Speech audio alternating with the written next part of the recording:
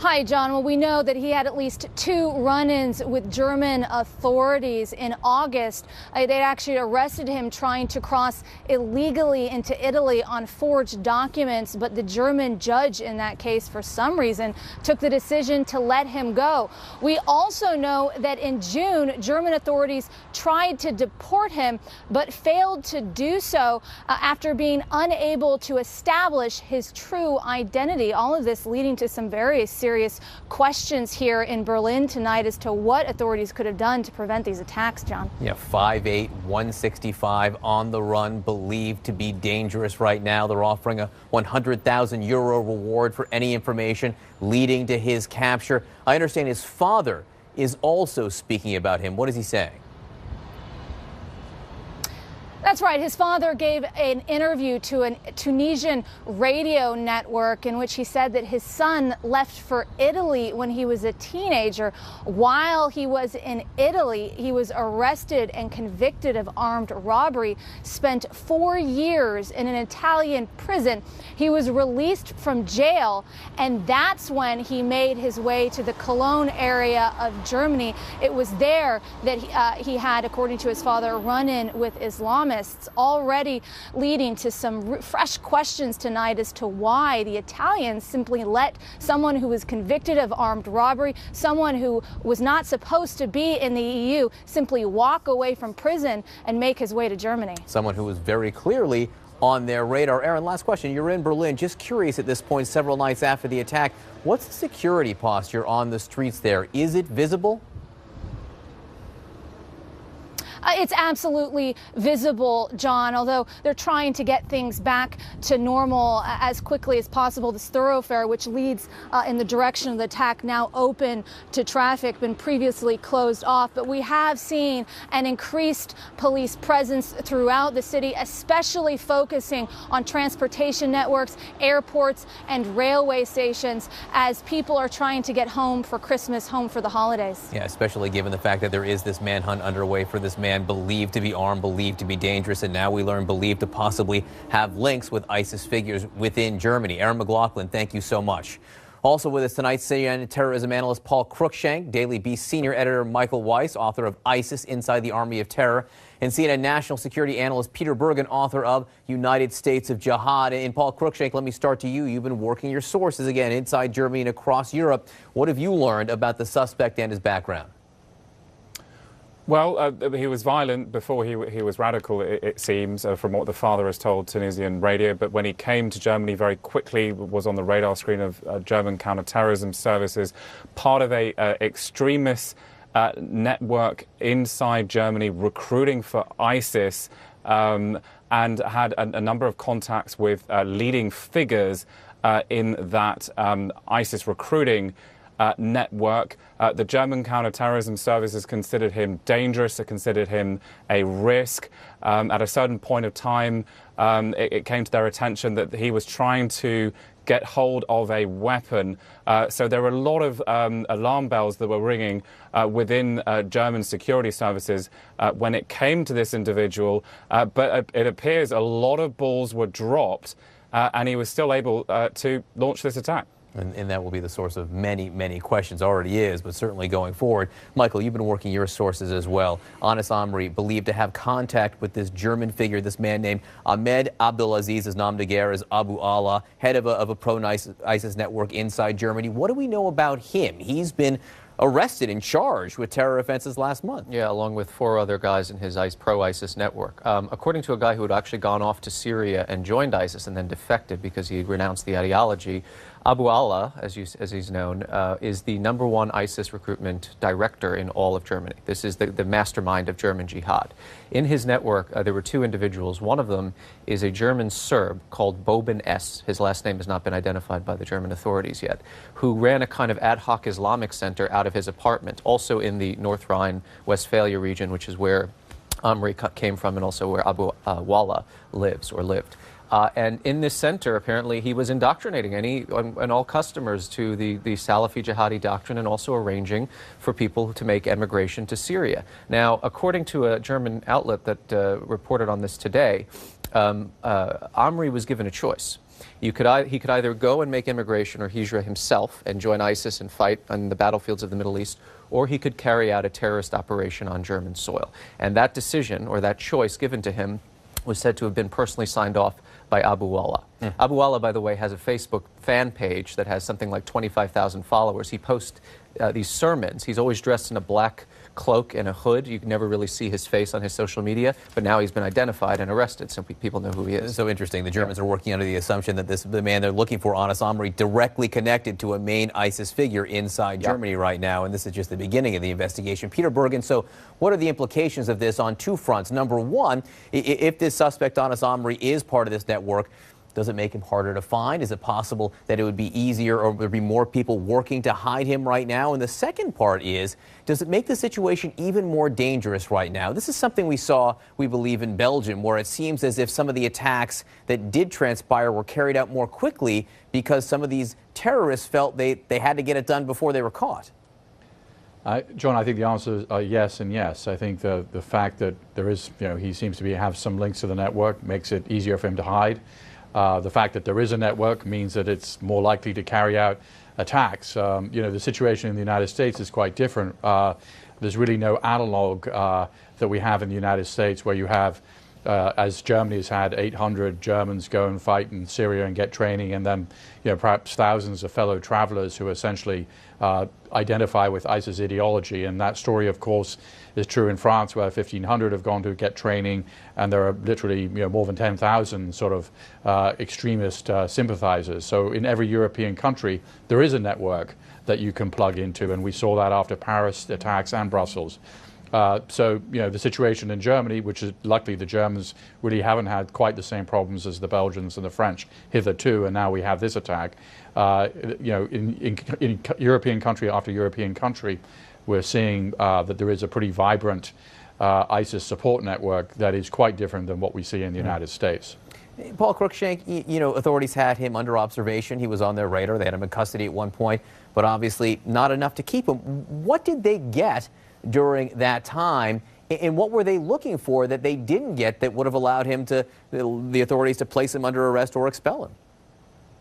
Well, that's a very good question indeed. They did learn that he was trying to get hold of a gun during that period. They did learn that he had these extremist ties inside Germany, including to an individual called Boban Simeonovic, who is the Serbian German leading figure in this ISIS recruiting network, somebody who was close to Abu Wala that Michael was talking about. All these people were arrested back in November, so just a few weeks ago they actually arrested 5 of the key leaders of this recruiting network, but they did not manage to arrest this perpetrator, this suspect in the Berlin attack. He escaped the dragnet in those arrests. Michael Weiss, born in Tunisia. Tunisia is a country that has ended up supplying a huge number of ISIS soldiers. By orders of magnitude. I mean, we focus on the graduates who come from the West, but most of the people who go off to join ISIS who aren't from Syria and Iraq come from countries in the Middle East. Why Tunisia?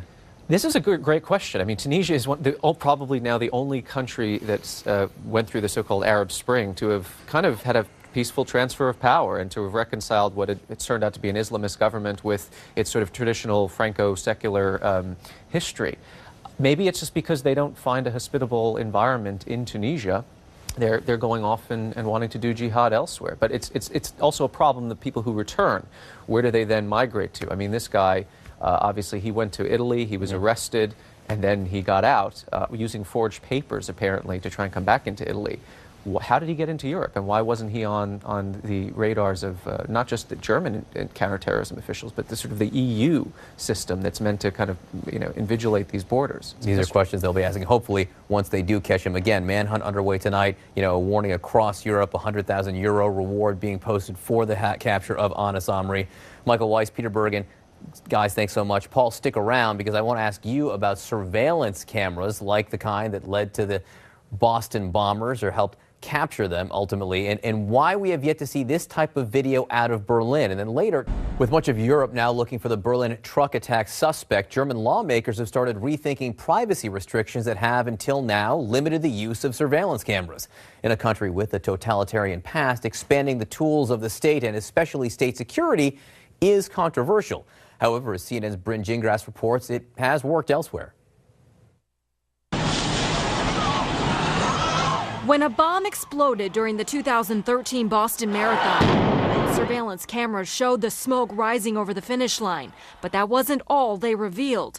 For investigators, footage from street cameras exposed critical information: the faces of the Tsarnaev brothers who set off the explosion and the backpack they used to carry the bomb to the race. Those pictures eventually wallpapered the city and aided in the capture of Dzhokhar Tsarnaev. His brother Tamerlan was killed in a gun battle with police.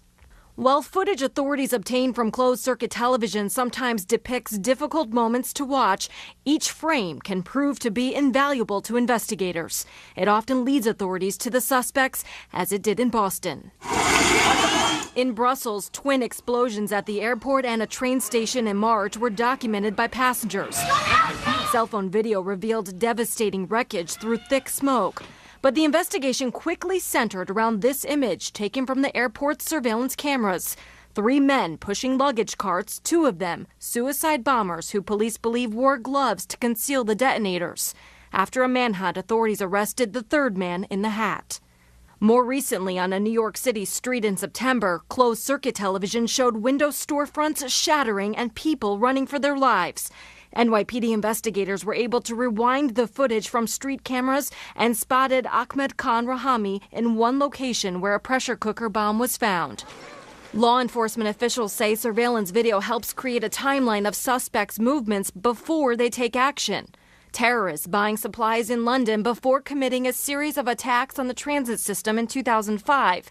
And camera footage obtained by the DailyMail.com shows terrorists taking control of a Paris cafe during a series of attacks in 2015. One of those cameras revealing a dramatic moment when a woman's life was spared because a suspect's gun seemingly jams.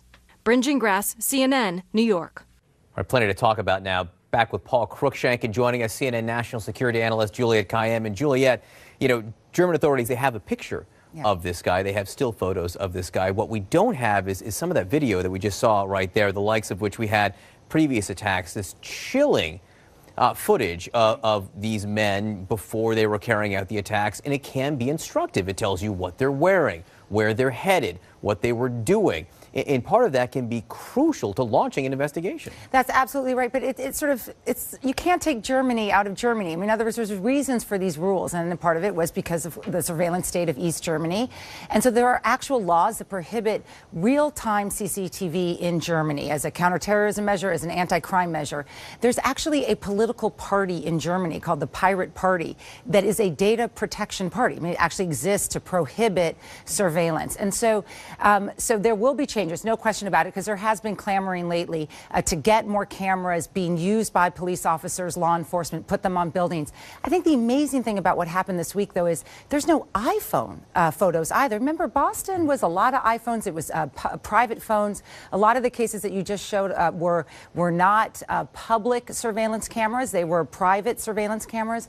So I still find it remarkable that we have no real-time, private sector or a citizen pictures of what happened and of someone getting out of the truck. You know, it's not clear that they don't exist, right? The German authorities initially asked people not to release them. They wanted them to go to the investigators so they saw them. So we don't know at this point what investigators have. If they do have them, we haven't seen them, though, and that is interesting, as you say, because, you know, you would think that they would want the public now to be helping with whatever information they have. Paul, do you get the sense that this environment that has existed in Germany is now changing, or there will be a greater willingness to change? I mean, we know why they feel the way they do after East Germany and the Gestapo and Nazi Germany, why they don't want people snooping all the time.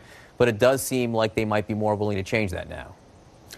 Bottom line, and in fact, this morning the German cabinet agreed to a legislative package to free up the possibility of having more CCTV cameras around the country, more surveillance cameras around the country. So they are taking what appears to be immediate steps in that direction. Our understanding, John, is that there were a number of CCTV cameras in the area, in the vicinity of the attack, and the investigators were able to look through some of that footage. But Juliet is absolutely right that compared to somewhere like London or somewhere like Boston, many fewer cameras, so many fewer images coming in. In the Boston bombing example, there were 10 terabytes of data, video data, that came in within just the first 24 hours. And those were absolutely crucial when it came to identifying the suspects in Boston. Paul, quickly, this is the first I've heard that there have been some security cameras that did at least film the scene with the truck plowing through the market. Do you have any information about whether or not they did see the suspect there, or whether it provided any clues?